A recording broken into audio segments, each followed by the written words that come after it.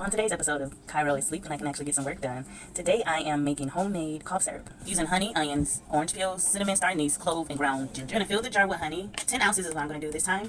After the honey, we're going to cut the onions in half and then add it into the jar of honey. Cut the onion in half so that you can use long pieces of the onion to put in the jar of honey.